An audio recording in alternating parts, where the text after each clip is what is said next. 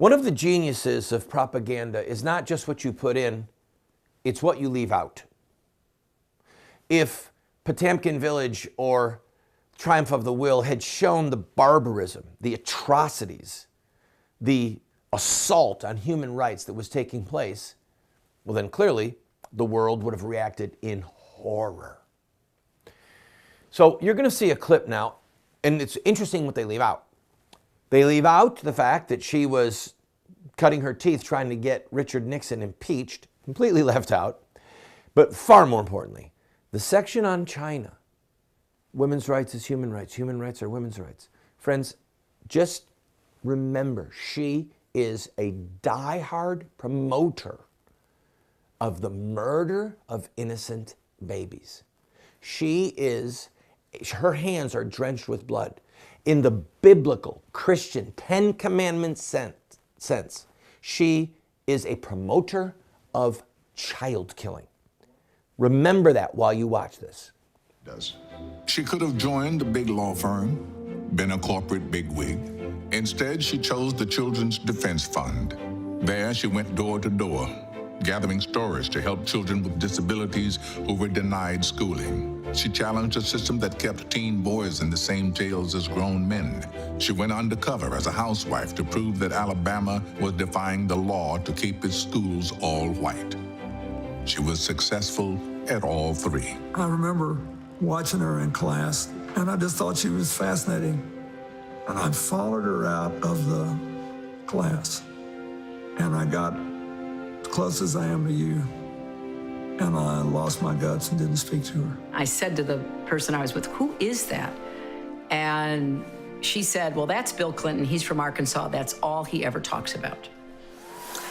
And literally at that moment, I heard him say, "And not only that, we grow the biggest watermelons in the world." So that's all I knew about him.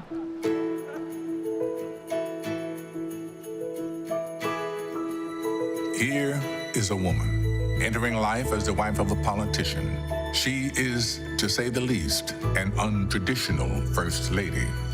In Arkansas, she boldly reforms the state's educational system. And in the White House, she eagerly takes on national health care. For old school Washington, health care reform is not welcome. My mother wanted me to be resilient, and she wanted me to be brave. I was like 4. And there were lots of kids in the neighborhood, and I would come out and I would have like a bow in my hair, and the kids would all pick on me. It was my first experience of being bullied, and I was terrified. And one day I'm running into the house, and my mother met me, and she said to me, "There's no room for cowards in this house. You go back outside and figure out how you're gonna deal with what these kids are doing."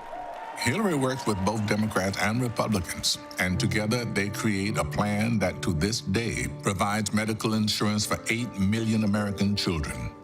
8 million children. It is a violation of human rights when babies are denied food or drowned or suffocated or their spines broken simply because they are born girls. Now, you and I weren't there, but it has been said that the UN Fourth Women's Conference in Beijing was where Hillary woke up the world. Human rights are women's rights, and women's rights are human rights once and for all. When she said women's rights are human rights and human rights are women's rights, in 1995, that was a radical statement. So again, it was really radical to say that. This is a woman who has taken millions of dollars from Saudi Arabia, from Saudi Arabian oil sheiks. One of the most oppressive regimes on the face of the earth is Saudi Arabia. She has never publicly condemned their grotesque violence against women. Instead, she's taken money from them. But they left that out because this is a propaganda video. It's designed to make you feel something, to make you believe something. And it's predicated on lies. Lies by omission. Lies by what they're leaving out. She supports the brutal murder of unborn babies. I'll be right back.